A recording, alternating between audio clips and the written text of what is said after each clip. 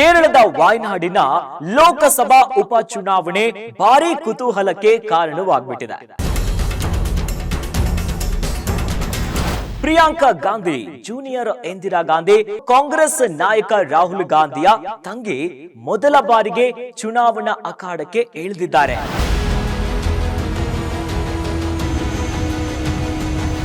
ಗೆದ್ದೇ ಗೆಲ್ತೀವಿ ಎನ್ನುವಂತಹ ಕಾಂಗ್ರೆಸ್ಸಿನ ದೃಢ ಸಂಕಲ್ಪಕ್ಕೆ ದೊಡ್ಡ ಹೊಡೆತವೇ ಬಿದ್ದಂತಾಗಿದೆ. ಗ್ಯಾರಂಟಿ ಗ್ಯಾರಂಟಿ ಗ್ಯಾರಂಟಿ, ಇದು ಗ್ಯಾರಂಟಿ ನ್ಯೂಸ್, ಸುದ್ದಿ ಖಚಿತ, ನ್ಯಾಯ ನಿಶ್ಚಿತ. ನಮಸ್ತೆ ವೀಕ್ಷಕರೇ, ನಾನು ಅಖಿಲೇಶ್ ದಬ್ಬೆಕಟ್ಟೆ. ಕೇರಳದ ವಾಯ್ನಾಡಿನ ಲೋಕಸಭಾ ಉಪಚುನಾವಣೆ ಭಾರೀ ಕುತೂಹಲಕ್ಕೆ ಕಾರಣವಾಗ್ಬಿಟ್ಟಿದೆ. ಈ ಬಾರಿ ಮೊದಲ ಬಾರಿಗೆ ಪ್ರಿಯಾಂಕಾ ಗಾಂಧಿ ಜೂನಿಯರ್ ಇಂದಿರಾ ಗಾಂಧಿ ಇನ್ನು ಕಾಂಗ್ರೆಸ್ ನಾಯಕ ರಾಹುಲ್ ಗಾಂಧಿಯ ತಂಗಿ ಮೊದಲ ಬಾರಿಗೆ ಚುನಾವಣಾ ಅಖಾಡಕ್ಕೆ ಇಳಿದಿದ್ದಾರೆ. ಅದರಲ್ಲೂ 5 ಲಕ್ಷ ಅಂತರದಲ್ಲಿ ಭರ್ಜರಿಯಾಗಿ ಗೆಲ್ತೀನಿ ಎನ್ನುವಂತಹ ಭಾರಿ ವಿಶ್ವಾಸವನ್ನ ಹೊಂದಿದ್ದಾರೆ. ಆದ್ರೆ ಈಗ ಸೋಲಿನ ಸುಳಿವು ಶುರುವಾಗುಬಿಟ್ಟಿದೆ. ಗೆದ್ದೇ ಗೆಲ್ತೀವಿ ಎನ್ನುವಂತಹ ಕಾಂಗ್ರೆಸ್ಸಿನ ದೃಢ ಸಂಕಲ್ಪಕ್ಕೆ ದೊಡ್ಡ ಹೊಡೆತವೇ ಬಿದ್ದಂತಾಗಿದೆ. ಹಾಗಾದ್ರೆ ಇವೆಲ್ಲ ವಿಚಾರಕ್ಕೆ ಏನು ಕಾರಣ? ಇವೆಲ್ಲದರ ಕಂಪ್ಲೀಟ್ ಡೀಟೇಲ್ಸ್ ಅನ್ನ ಈ ವಿಡಿಯೋದಲ್ಲಿ ಇಂಚಾಗಿ ಎಕ್ಸ್ಪ್ಲೈನ್ ಮಾಡ್ತಾ ಹೋಗ್ತೀನಿ. ಪ್ರಿಯಾಂಕಾಗೆ ಸೋಲು ಕೈ ಕೊಟ್ಟ ವಾಯನಾಡು. ಕಾರಣ 1, 14 ವರ್ಷದಲ್ಲಿ ಮೊದಲ ಬಾರಿ ಕಡಿಮೆ ಮತದಾನ. ರಾಹುಲ್ ಗಾಂಧಿಯಿಂದ ತೆರವಾಗಿರುವಂತಹ ಕ್ಷೇತ್ರವೇ ವಾಯ್ನಾಡು. 2019ರಲ್ಲಿ ರಾಹುಲ್ ಗಾಂಧಿ ಅವರು ಕ್ಷೇತ್ರದಲ್ಲಿ ಸ್ಪರ್ಧೆ ಮಾಡಿರುವಂತಹ ಹೊತ್ತಿನಲ್ಲಿ 80% ಮತದಾನ ಆಗಿತ್ತು. ಇನ್ನು ಕಳೆದ ಚುನಾವಣೆ ಅಂದ್ರೆ 2024ರ ಚುನಾವಣೆಯಲ್ಲಿ ಇಲ್ಲಿ 74% ಮತದಾನ ಆಗಿತ್ತು. ಆದ್ರೆ ಈ ಬಾರಿ ಅತ್ಯಂತ ಕಡಿಮೆ ಪ್ರಮಾಣದಲ್ಲಿ ಮತದಾನ ಆಗಿದೆ. ಇದೇ ನೋಡಿ ಬಹಳ ಪ್ರಮುಖವಾಗಿರುವಂತಹ ಕಾರಣ. ಕಾರಣ 2, ಕೇವಲ 64.72% ಮಾತ್ರ ವೋಟಿಂಗ್. ಇದೇ ನೋಡಿ ಮತ್ತೊಂದು ಪ್ರಮುಖವಾಗಿರುವಂತ ಕಾರಣ. 64% ಅಷ್ಟು ಮತದಾನ ಆಗಿರುವಂತದ್ದು. ಕಳೆದ ಚುನಾವಣೆಗಳನ್ನ ನೋಡಿದ್ರೆ ಇದೇ ಚುನಾವಣೆಯಲ್ಲೇ ಅತ್ಯಂತ ಕಡಿಮೆ ಪ್ರಮಾಣದಲ್ಲಿ ಮತದಾನ ಆಗಿರೋದು. ಪ್ರಿಯಾಂಕಾ ಗಾಂಧಿ ಅವರು ಮೊದಲ ಬಾರಿಗೆ ಚುನಾವಣಾ ಅಖಾಡದಲ್ಲಿ ಇಳಿದಿದ್ದಾರೆ. 5 ಲಕ್ಷ ಅಂತರದಲ್ಲಿ ಗೆದ್ದೇ ಗೆಲ್ತೀವಿ ಎನ್ನುವಂತ ವಿಶ್ವಾಸದಲ್ಲಿದ್ದವರಿಗೆ ಈ ಬಾರಿಯ ಮತದಾನದ ಪ್ರಮಾಣವೇ ದೊಡ್ಡ ಆಘಾತವನ್ನ ತಂದುಕೊಟ್ಟಿರುವಂತದ್ದು. ಕಾರಣ 3, ರಾಹುಲ್ ಗಾಂಧಿ ರಾಜೀನಾಮೆಯಿಂದ ನಿರುತ್ಸಾಹ. ಕಾಂಗ್ರೆಸ್ ನಾಯಕ ರಾಹುಲ್ ಗಾಂಧಿ 2 ಲೋಕಸಭಾ ಕ್ಷೇತ್ರದಲ್ಲಿ ಸ್ಪರ್ಧೆ ಮಾಡಿದ್ರು. ಒಂದು ಕಡೆಯಲ್ಲಿ ಕೇರಳದ ವಾಯ್ನಾಡ್ ಆದ್ರೆ ಇನ್ನೊಂದೆಡೆ ಉತ್ತರ ಪ್ರದೇಶದ ಅಮೇಠಿಯಲ್ಲಿ. ಆದ್ರೆ ಅಮೇಠಿಯನ್ನ ಉಳಿಸಿಕೊಂಡು ವಾಯ್ನಾಡಿನಿಂದ ಕ್ಷೇತ್ರವನ್ನ ತೆರವು ಮಾಡಿದ್ರು. ಅದೇ ಕ್ಷೇತ್ರಕ್ಕೆ ಈಗ ತಂಗಿ ಸ್ಪರ್ಧೆ ಮಾಡ್ತಿರುವಂತದ್ದು. ಹೀಗಾಗಿನೇ ವಾಯ್ನಾಡಿನ ಜನ ನಮ್ಮನ್ನ ಟೇಕನ್ ಫಾರ್ ಗ್ರಾಂಟೆಡ್ ಆಗಿ ಭಾವಿಸಿದ್ರ. ಈ ರೀತಿಯಾದಂತಹ ಕೆಲವೊಂದು ವಿಚಾರಗಳು, ಚರ್ಚೆಗಳು ಕೇರಳದ ವಾಯ್ನಾಡ್ನಲ್ಲಿ ಶುರುವಾಗಬಿಟ್ಟಿದೆ. ಹೀಗಾಗಿನೇ ಮತದಾರರಲ್ಲಿ ನಿರುತ್ಸಾಹ ಇದೆ ಎನ್ನುವಂತ ವಿಚಾರ ನೋಡಿ. ಕಾರಣ 4, ಪ್ರಿಯಾಂಕಾನು ರಾಜೀನಾಮೆ ಕೊಡಲ್ಲ ಅಂತ ಏನು ಗ್ಯಾರಂಟಿ? ಅತ್ತ ರಾಹುಲ್ ಗಾಂಧಿ ವಾಯ್ನಾಡು ಕ್ಷೇತ್ರವನ್ನ ತೆರವು ಮಾಡ್ತಾರೆ, ಅದನ್ನ ತಂಗಿಗೆ ಉಪಚುನಾವಣೆಗೆ ಬಿಟ್ಟುಕೊಡ್ತಾರೆ.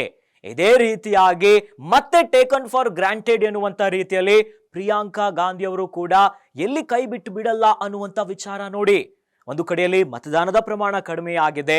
ರಾಹುಲ್ ಗಾಂಧಿ ಅವರು ವಾಯ್ನಾಡು ಕ್ಷೇತ್ರವನ್ನ ಬಿಟ್ಟುಕೊಟ್ಟಿರೋದೇ ಇಂಥದ್ದೊಂದು ಪ್ರಶ್ನೆಗೆ ಕಾರಣವಾಗಿರುವಂತದ್ದು. ಹೀಗಾಗಿ ಜೂನಿಯರ್ ಇಂದಿರಾ ಗಾಂಧಿ ಅವರನ್ನ ಹೇಗೆ ನಂಬೋದು, ಏನು ಗ್ಯಾರಂಟಿ ಅಂತ ಅಲ್ಲಿನ ಜನ, ಮತದಾರ ಪ್ರಭುಗಳಲ್ಲೇ ಇಂಥದ್ದೊಂದು ಪ್ರಶ್ನೆ ಹುಟ್ಟು ಹಾಕಿಬಿಟ್ಟಿದೆ. ಕಾರಣ 5, ಆಡಳಿತಾರೂಢ LDF ನಿಂದ ಸಂಘಟಿತ ಹೋರಾಟ. ಕೇರಳದ LDF ನಿಂದ ಕೂಡ ಸಂಘಟಿತವಾಗಿ ಹೋರಾಟಗಳನ್ನ ಮಾಡ್ತಿದ್ದಾರೆ, ಭರ್ಜರಿಯಾಗಿ ಗೆಲ್ಲಬೇಕು ಅನ್ನುವಂತಹ ನಿಟ್ಟಿನಲ್ಲಿ. ಇವೆಲ್ಲ ವಿಚಾರಗಳು ಕೂಡ ಈಗ ಸೋಲಿನ ಸುಳುವಿಗೆ ಏನಾಗುತ್ತೆ ಅನ್ನುವಂತ ಸಾಕಷ್ಟು ಅನುಮಾನಗಳನ್ನ ಹುಟ್ಟು ಹಾಕಿಬಿಟ್ಟಿದೆ.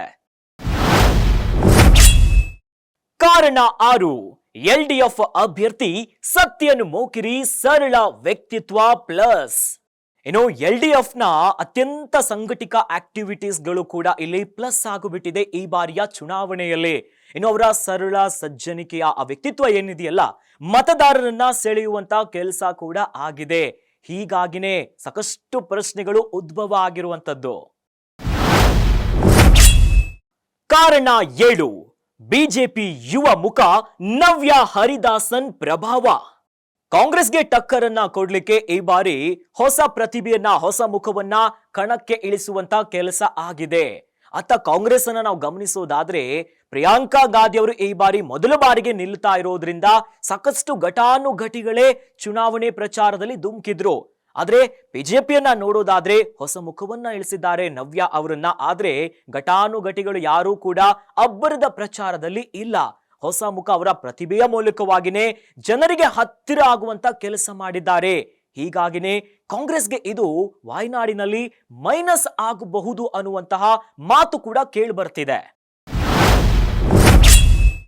ಕಾರಣ 8, ಮುಸ್ಲಿಮರು ದೂರ ಉಳಿದ್ರೆ ಪ್ರಿಯಾಂಕಾ ಗೆಲುವು ಕಷ್ಟ.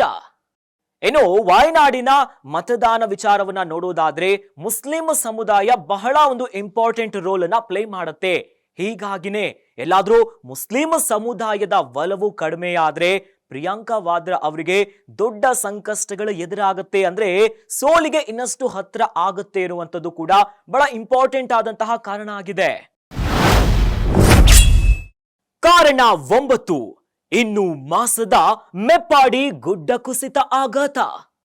ರಾಜಕೀಯ ಲೆಕ್ಕಾಚಾರದ ನಡುವೆ ವಾಯ್ನಾಡಿನಲ್ಲಿ ಏನು ಪ್ರಾಕೃತಿಕ ವಿಕೋಪ ಆಗಿತ್ತಲ್ಲ, ಜನ ಇನ್ನೂ ಕೂಡ ಹೊರಬಂದಿಲ್ಲ. ಒಂದು ಕಡೆಯಲ್ಲಿ ಈ ಬಾರಿಯ ಮತದಾನವನ್ನ ನೋಡಿದ್ರೆ ಮತದಾನದಲ್ಲಿ ಶೇಕಡವಾರು ಕಡಿಮೆ ಇದೆ, ಮತದಾನದ ಪ್ರಮಾಣ ಕಡಿಮೆ ಇದೆ. ಯಾಕಂತಂದ್ರೆ ಮೆಪ್ಪಾಡಿಯಲ್ಲಿ ಸಾವು ನೋವುಗಳಾಗಿದೆ, ಜನರು ಕಷ್ಟವನ್ನ ನೋಡಿದ್ದಾರೆ. ಹೀಗಾಗಿ ಮೊದಲಿನ ರೀತಿಯಾಗಿ ಪ್ರಜಾಪ್ರಭುತ್ವದ ಹಬ್ಬವನ್ನ ಲವಲವಿಕೆಯಿಂದ ಈ ಬಾರಿ ಯಾವ ವಿಚಾರ ಕೂಡ ಕಂಡು ಬಂದಿಲ್ಲ. ಹಾಗಾಗಿ ಇದು ಕೂಡ ಒಂದು ಇಂಪಾರ್ಟೆಂಟ್ ಪಾಯಿಂಟ್ ಆಗಿದೆ.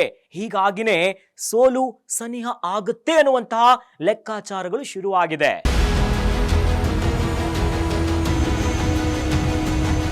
ನೋಡಿದ್ರಲ್ಲ ವೀಕ್ಷಕರೇ, ಇವೆಲ್ಲ ಪ್ರಮುಖ ಕಾರಣದಿಂದಾಗಿ ಈ ಬಾರಿ ಪ್ರಿಯಾಂಕಾ ವಾದ್ರಾ ಅವರ ಚೊಚ್ಚಲ ಚುನಾವಣಾ ರಾಜಕೀಯದಲ್ಲಿ ಸೋಲ್ ಆಗಬಹುದು ಎನ್ನುವಂತಹ ಲೆಕ್ಕಾಚಾರವನ್ನ ಕೇರಳ ಮೂಲದ ರಾಜಕೀಯ ಪಂಡಿತರು, ವಿಮರ್ಶಕರು ಹೇಳ್ತಿದ್ದಾರೆ.